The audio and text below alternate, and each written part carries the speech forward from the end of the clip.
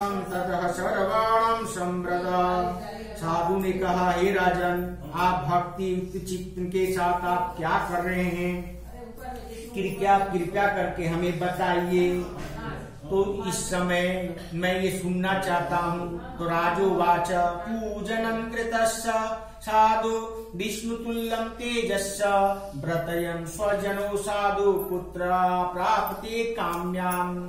राजा बोला, हे साधु, ये पुत्र आदि की प्राप्ति की कामना से भाई बंधु के साथ अतुल्य तेजस्वम भगवान विष्णु अर्थात श्री सत्यनारायण भगवान का पूजन है, जो सभी मनोकामनाओं को पूर्ण करता है। भूपस्य वचनं श्रोतं साधु प्रवाचनं सादरम् राजानं करिष्यामि तापुनिदानं ममाय सन्तानि रक्ततं भूतयतानं द्रवय नावृते वनिजा सातनन्दो गृहमातरं तदा भाग्रतानं कथितं सर्वसन्तानितं दायकम् यदा व्रतस्यं करिष्यामि तदा मेव सन्तानि भवे इति लीलावतीहं प्राह साधु सत्तमं तदः। राजा की बात सुनकर के साधु ने आदर पूर्वक कहा, हे राजन, इस विषय में मुझे और कुछ बतलाइए। क्या मैं कथा एवं पूजन करूंगा तो अवश्य कोई संतान की प्राप्ति हो जाएगा? इससे अवश्य ही संतान की प्राप्ति हो जाएगा। ऐसा विचार करके वह साधु साहूकार व्यापार से निवृत्त होकर आनंद पूर्वक अपना घर जाता है और अपनी भाग्यता को संतान प्रदान कर देने वाला सत्य व्रत को विस्तार पूर्वक अपने पत्नी को बताता है। लीलावती संतान के नाम से ही खुशी हो गई और प्रसाद को लेकर के संतान की प्राप्ति की कामना से इस प्रकार मैं व्रत करूंगा। इस प्रकार साधु की भाग्यता लीलावती कहे, भगवान कहे, तथा अस्तु तेरी मनोकामना। एक अस्मिन् दिवसे तस्य भाग्यता लीलावती ब्रवीतेनां चतुर्तेनं धर्मा प्रयाणं गर्वितिं सोपदं सदाश्रम भाग्यताः 10 मासे वयं तस्यं कन्यारत्ननं दीने दीने व्रते शुक्लपक्षे यथा राशु नाम्यं कालावची चैति नामकरणं कृतस्यः नीलावती प्राह स्वामिनं वधूरवचनं नाकरोषितं किमर्थं वैवं पूर्वं संकल्पं व्रतः। एक दिन उनकी लीलावती नाम की सती सावित्री भाग्यता पति के साथ आनंद चित्त में ऋतुकालिनी में धर्मचरण में प्रवृत्त हो गई और भगवान श्री सत्यनारायण की कृपा से उनकी भाग्यता 10वें महीना में एक सुंदर सी कन्या उत्पत्ति हो गई और वह शुक्ल पक्ष की चंद्रमा के भांति दिनों दिन बढ़ने वाला कन्या जन्म लिया। ब्राह्मणों ने आया तो कन्या का नामकरण रखा कलावती कन्या। एक दिन लीलावती अपने स्वामी से मधुर वाणियों में कहने लगे कि पूर्व आप जो पूर्व में संकल्प लिए थे श्री सत्यनारायण को व्रत को मैं करूंगा, क्यों नहीं कर देते? तो साधु वाच बोले, विवाह के समय विवाह समय त्वयस्यं करिष्यामि व्रते प्रिये इति भाग्यता समास्वादं जगाम नगरयनम् तत्कलावती कन्या प्रवृते पितृस्वेदीनं दृष्टां कन्या तो साधु नगरं सकोशवीयम् मन्त्रेदं पुराणवेदस्वरं धर्मवेदं विवाहार्थायनं कन्या वरश्रेष्ठं विचारकम् तेन स्वानं ज्योतिनं कञ्चनं नगरययुः तस्मादानं वनितानं पुत्रदामायणं तथा दृष्टाः वनिजाः ज्ञानितुं विबन्धु साधु प्रतिष्ठं तेष न तत्त्वं वा साधु पुत्राणां तदहं कन्या विधि विधानम्।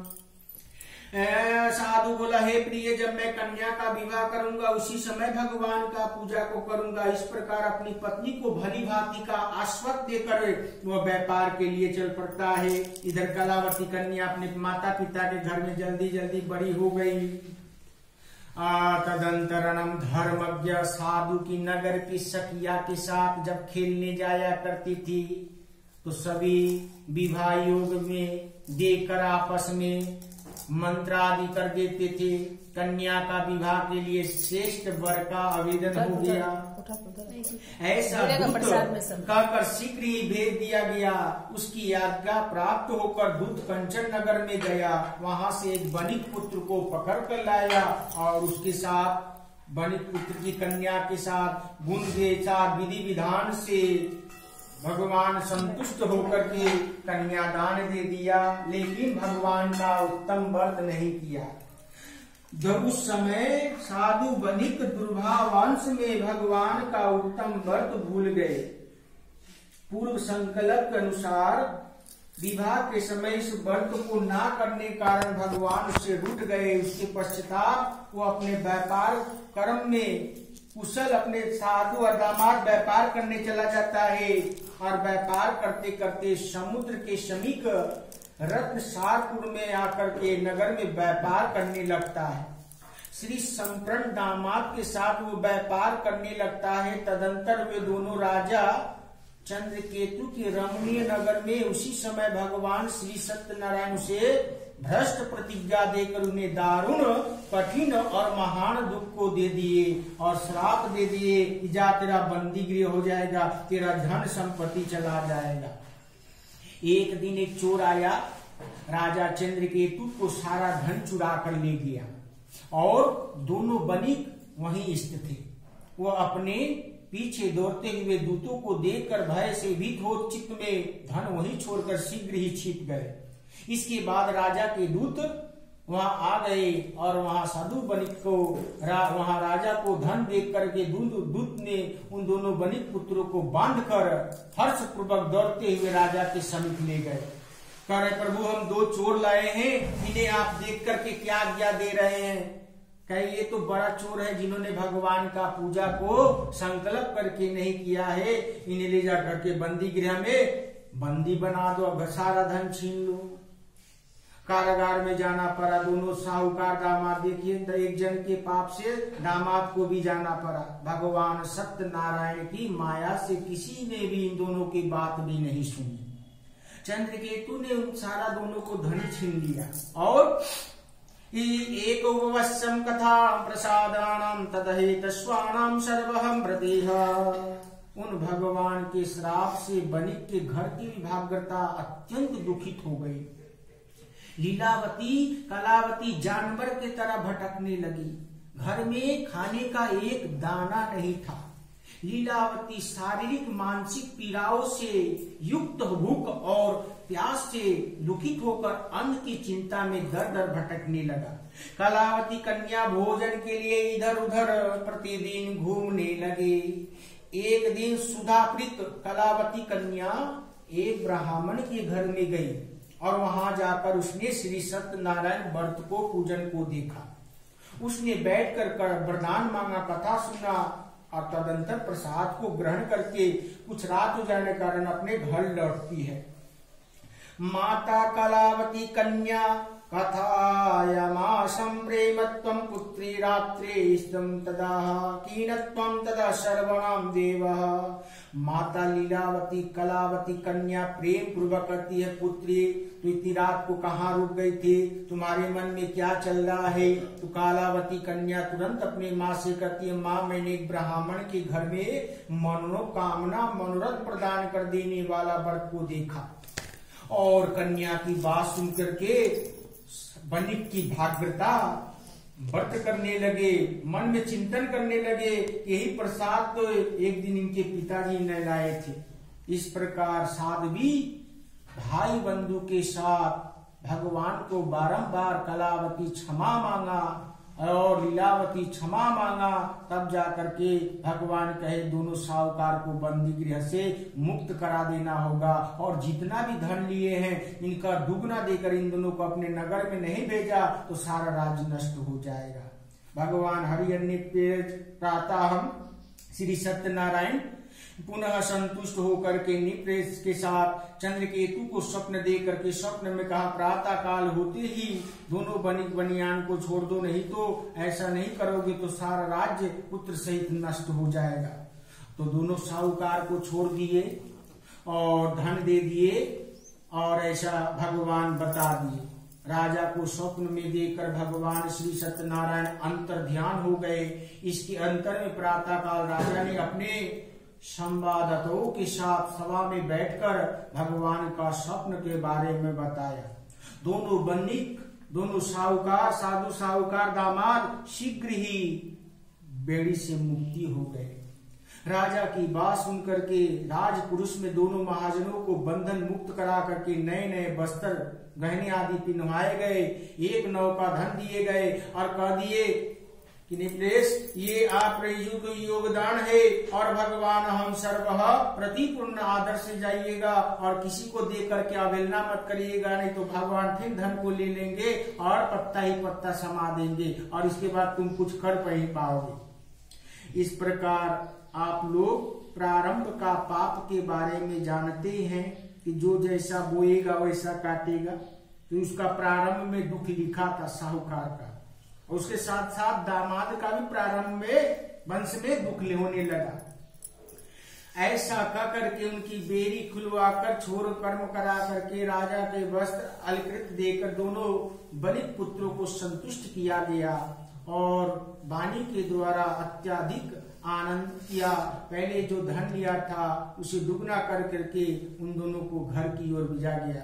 राजा को बात सुन करके आपकी कृपा से हम जो ऐसा कह करके दोनों महाजनों को घर की ओर प्रस्थान किया, तब जा करके भगवान संतुष्ट वैभव कृति प्रदान किए कि ऐसा भूल बार बार नहीं होना चाहिए।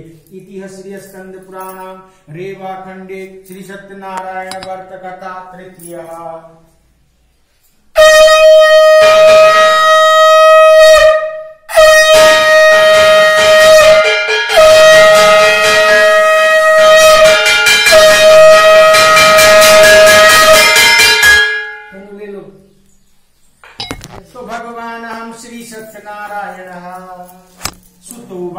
सप्त भाषा तथा भगवान की प्रसाद की अवहेलना परिणाम मिलता है। यात्रां तु कृतवासनं साधु मंगलम प्रवे कामं ब्रह्मणे भयो दंधत्तगणत्वं तु नगराययो कियतं तदह गरो साधु सत्यनारायणं प्रभु जिज्ञासां कृतस्य साधु किमस्पतम तद नौकितम तदा। तो श्री सुत जी बोले, हे साधु बनिक, मंगलाचरण करके ब्राह्मणों को धन दे करके अपने नगर की ओर जाओ। साधु के कुछ दूर जाने के बाद भगवान श्री सत्यनारायण उनकी सत्यता की परीक्षा के विषय में आ गए। जिज्ञासा हुआ, साधु, हे साधु, तुम्हारी नाव में क्या भरकर है? तब वो धन से मद में चूर दोनों महाजनों ने अवहेलना पूर्वक हंसते हुए कहा, हे दंडिनम, क्यों पूछ रही हो? क्या तुम्हें दर्भ लेने की इच्छा है? हमारे नाव में तो लता और पते आदि भरे हुए हैं। ऐसी निठुर वाणी को सुनकर राजा की बात में सच आ गया। ऐसा कहकर दंडी सन्यासी का रूप धारण किए और जो बोला, भगवान जो कुछ भी तुम्हें दिए हैं तुम्हारा वचन सत्य हो जाए और तुम्हारा धन पत्ता में बदल जाए, क्योंकि तुम्हारी ही वाणी का भाव लग जाएगा। ऐसा दंडितम साधु नाम कृतश्चानम सर्वः प्रतिपूर्ण सर्वहम सर्वे प्रति नामम नमो नमस्ते मनोज्ञानामम सर्वः प्रदानामम सर्वे नमो नमः। दंडी के चले जाने के बाद नित्य क्रिया करने के पश्चात उतराई गई तो जल की ऊपरी भाग में नौका उड़ गया। नौका को देख करके साधु बनिक साहूकार अत्यंत आश्चर्य में पड़ गए कि नौका में लता और पत्ते आदि देखकर वो मूर्छित होकर पृथ्वी पर गिर गए। ये संकेत देने लगे। साहूकार चिंतित में पड़ गया तो दामाद इस प्रकार कहता है, देखिए आप शोक क्यों कर रहे हैं? आपने जो दंडी स्वामी को बोला वो कहे तेरा ही वचन सत्य हो, वो भगवान नारायण की माया थी। चलिए जाकर के समुद्र के समीप पे ढूंढा जाएगा। तो जाकर के दामाद के बात में आकर के संचित हो गया। अपने नगर की ओर योग भगवान को जाकर के ढूंढते ढूंढते देख रहा तो भगवान सन्मुख मैंने जो असत्य भाषा अपराध को किया, आप मेरे उस अपराध भाषा को क्षमा करें। ऐसा कह करके वो बारंबार प्रणाम करके महान शोक से आकुल हो गया। दंडी उसे रोते हुए साहूकार को देखकर कहा, हे मूर्ख, रो मत, मेरी बात को सुनो। मेरी पूजा का उदासीन होने की कारण मेरी आज्ञाओं को तुमने बारंबार दुख पहुंचाया है। भगवान की ऐसी वाणी सुनते ही उसकी सुरती आने लगा। साधु ने कहा, हे प्रभु, यह आश्चर्य की बात है, आपकी माया का मोहित होने कारण भी ब्रह्मा आदि देवता आदि गुणों से रूपों से यथावत रूप नहीं जान सके। मैं मूर्ख हूँ, अज्ञानी हूँ, आपकी माया से मोहितकार नहीं हो पाया। इस प्रकार आप प्रसन्न होइए, आपके धन संपत्ति अनुसार मैं आपका पूजा करूंगा। इस प्रकार शरण में आ मेरा नौका का धन की रक्षा करिए। इस प्रकार भगवान जनार्दन संतुष्ट हो गए और अभिष्ट वरदान दिए। दोनों साहूकार दामाद अपने धन लेकर अपने घर की ओर धीरे धीरे धीरे प्रस्थान करने लगा। एकां गति ही तानां प्रदानां सर्वाणां मुक्तिनामं सर्व जशसाः सहस्राः सर्वे प्रति पूर्णाः नमो नमस्ते। इसके पश्चात दूत ने नगर में जाकर साधु की भद्रता हाथ जोड़कर पूजन कर रही थी। लीलावती कलावती उसके लिए अभिष्ट बात उनके इष्टमित कह दिए कि सेठ जी और दामाद जी बहुत से वधू वर्ग के साथ, बहुत से धन धन्यादि के साथ संपन्न होकर नगर में पधार रहे हैं, निकट पधार रहे हैं। दूत के मुख से ये बात सुनते ही वो महान आनंद से विलुप्त खा गई और साध्वी ने श्री सत्यनारायण पूजा को त्याग करके अपनी पुत्री से कहा कि मैं साधु के दर्शन के लिए जा रही हूँ, तुम भी व्रत को समाप्त करके चलाओ। माता का बात सुन करके व्रत को समाप्त नहीं किया, प्रसाद को परित्याग करके लीलावती और उसके पति के साथ भगवान जल में हरण कर लिए। आप श्री सत्यनारायण रूठ गए तो उसका कलावती पति को नौका सहित जल में डुबो दिए। अब इसके बाद लीलावती क्या कहती है कि जब मेरे पति ने तो मैं जी कर करूंगा क्या, पति की पादुका होते ना खराब, उस पर मैं अपना प्राण को त्याग दूंगा। कि कौन सा देवता या देवी देवताओं ने या कन्नड़ ने मेरा पति को ले लिया, नहीं ऐसा होगा तो मैं अपना प्राण को त्याग दूंगा, इससे मेरा पति का प्राण अवश्य आना चाहिए। ऐसे सोचकर बार बार चिंतन करते हुए नौका को देख करके आश्चर्य में योगदान करने लगती थी और भगवान हम सर्व प्रतिपुण्यहम नमो नमः। नाव का संचालन करने वाला सभी दुखित हो गए और लीलावती कलावती विलुप्त खा गए। बार बार रोदन कर रही है, बार बार चिंतन कर रही है कि प्रभु ऐसा हुआ तो कैसे हुआ।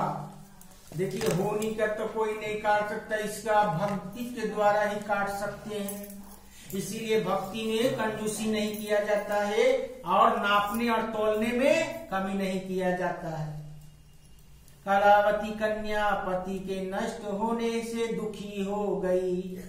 पति की पादुका को लेकर उसका अनुमान होने लगा कि मैं अपना मन में निश्चित करता हूँ, मैं अपना पति के सहित मैं धर्मज्ञ अपना प्राण को त्याग दूंगा। ये तो भगवान श्री सत्यनारायण है। दामाद के साथ धन धन्यादि भरी नौका को अपहरण किया, अथवा हम सभी भगवान श्री सत्यनारायण की माया का मोहिन है। अपनी धन संपत्ति के अनुसार मैं भगवान श्री सत्यनारायण का पूजा करूंगा। सभी को बुला करके अपने मन की इच्छा को प्रकट करते हुए बारंबार दंडवत प्रणाम किया और दीनों प्रतिपालन करके भगवान सत्यदेव को प्रणाम किया। हे वत्सल भक्त वत्सल, भगवान श्री कृपा पुण्य कुमारी कन्या प्रसाद को छोड़कर अपने पति के दर्शन के लिए चलाई। निश्चित इसी कारण इसका पति अष्टगुण हो जाना। यदि घर जाकर यह प्रसाद को ग्रहण करेगी तो इसका पुत्री इसका पति देव अवश्य मिल जाएगा। तो आकाश मंडप में ऐसी वाणी सुनते ही शीघ्र ही घर गई और उसके बाद प्रसाद को ग्रहण किया। और कलावती कन्या पिता के जाने के बाद घर आने के बाद विधि विधान से भगवान को पूजन को मनाया और दोनों वनित पुत्र संतुष्ट हो गए। विधि विधान से भगवान की पूजा हुआ और भाई बंधु के साथ अपने घर में पधारे। तदंतर हो पुण्यवासी हो, संक्रांति हो, एकादशी हो या कोई भी बार हो, भगवान हरि श्री सत्यनारायण का पूजन करने से इस लोक में सुखों का उपभोग करके अंत में सत्यपुर वैकुंठ लोक और मनोलोक में जाता है। और सर्व शांति प्रदानम इतिहास श्री स्कंद पुराणम रेवा खंडे श्री सत्यनारायण वर्त कथा चतुर्थः।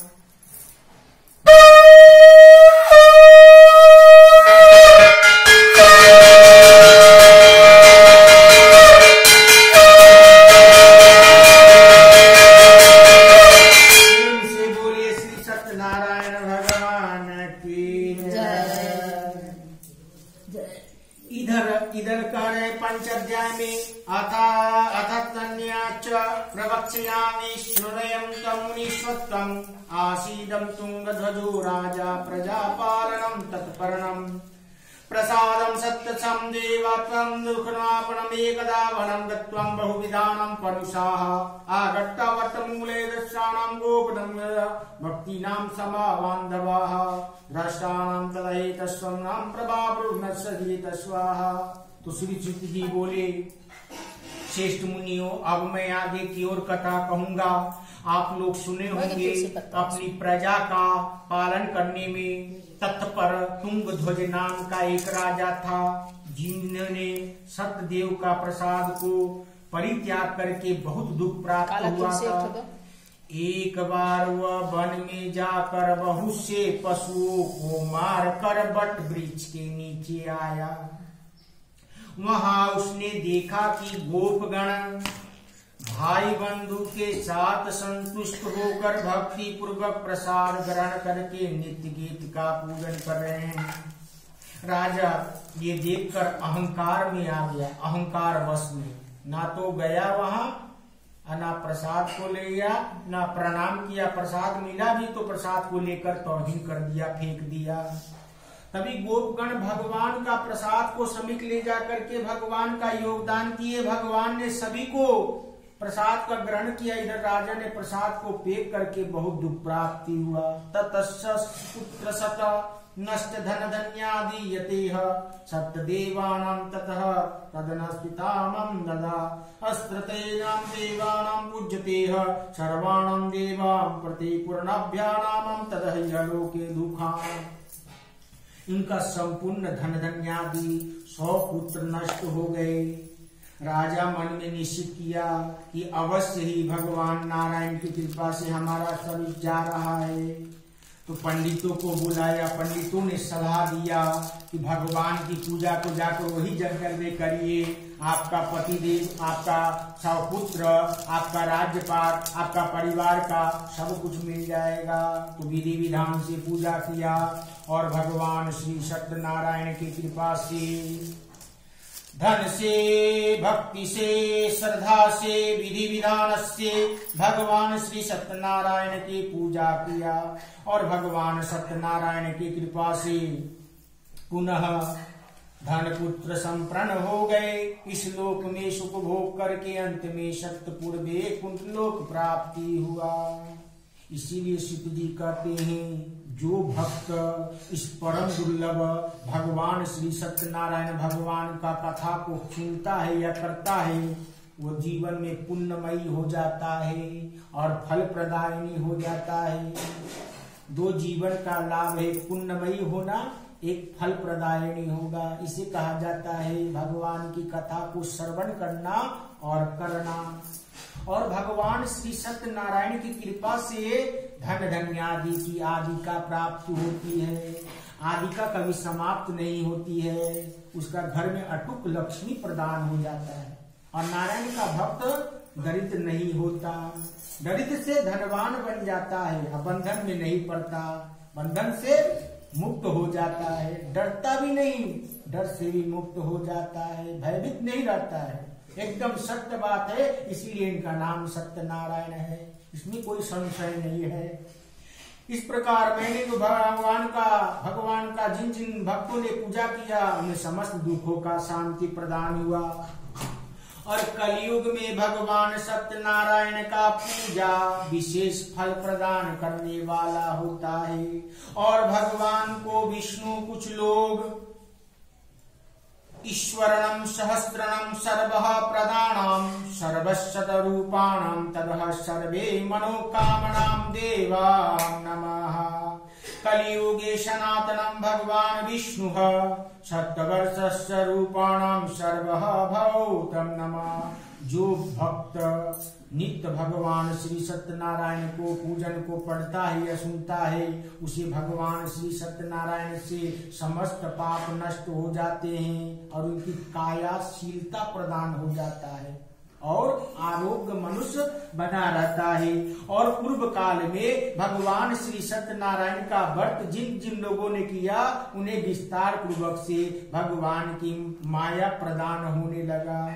जैसे सतानंद ब्राह्मण महाप्राज्ञा उदामा ब्राह्मण होता ताश्रिदं जन्मतं कृतस्वध्यापं मोक्षवं काष्ठभ्राहूतं बिल्लवं जुहु राजा भूषस्व तस्मितं श्रीराम सेवानं मोक्षयं जेदं उल्खामा राजायनं धृतराम दशरथोनं तदा रंगनाथायं संपूर्णगताः तदस्वानां कथानामूनस्वनं ततः सर्वे नामं तदहैतस्वाहा सर्वे प्रधानामं नमः। तुंगध्वजो महाराजो स्वयंभूभूतं कीलं सर्वाणां भक्तानां कृतस्वं वैकुण्ठं तदास्वा भूपस्वं गोपालवज्रमण्डितं तदा नियते राक्षसं सर्वगोलोकं यतुः। इति श्री स्कंद पुराण रेवाखंडे श्री सत्यनारायण व्रत कथा पंचमो अध्याय। जो महान प्रज्ञा संपन्न सनातन सतानाम का ब्राह्मण था। सतानाम तब भगवान श्री सत्यनारायण व्रत के प्रभाव से दूसरे जन्म में सुदामा नामक ब्राह्मण देवता बन गए और उस जन्म में भगवान श्री कृष्ण का ध्यान पूजन करते हुए अति शीघ्र मोक्ष की प्राप्ति हुआ। लकड़ी बेचने वाले विलहंका और बुहंका राजा हुए जिन्होंने भगवान का 14 वर्ष के वनवास के समय सेवा जतन और पूजन पाठ किया था, उन्हें मोक्ष प्राप्ति हुआ था। महाराज उल्खामुख के राजा दूसरे जन्म में राजा दशरथ जी हुए जिन्होंने रंगनाथ की पूजन करते हुए अंततः वैकुंठ प्राप्ति किया था। इसी प्रकार जो धार्मिक और सत्यव्रती साधु था जिसे साहूकार कहा जाता है, वणिक भी कहा जाता है, पिछले जन्म में सत्यव्रत के प्रभाव से दूसरे जन्म में मूर्ध्वज नाम के राजा हुए जिन्होंने अपने पुत्र की आदि शरीर भगवान विष्णु को समर्पित करके मोक्ष को प्राप्ति किए थे। महाराज तुंगध्वज जन्मांतर पे स्वयंभू मनु हुए और भगवत संबंधी संपूर्ण कार्यों का अनुष्ठान करने से वैकुंठ लोक की प्राप्ति हो जाता है। और जो गोपगण थे वे जन्मांतर पे वज्र मंडप पे निवास करते हुए सभी राक्षसों का संहार करके उन्होंने भगवान का शाश्वत धाम प्राप्त किया। और कोई चीज है तो वह गोलोक प्राप्ति है जो विष्णु की सेवा से प्राप्त होता है। और शाश्वतम भक्ति नामम यश प्रदानम मनोहम तद मोक्षाः। हे प्रभु आपकी कथा निरंतर भक्ति लाए, जो सुने अति फल पावे, जिसके घर में होवे समस्त कार्य सफल हो जावे, अति प्रसन्न रहे, अति मनोहम सर्व शांति। इति श्री स्कंद पुराण रेवाखंडे श्री सत्यनारायण व्रत कथा पंचम अध्याय कथा हम संपूर्ण करिष्यः।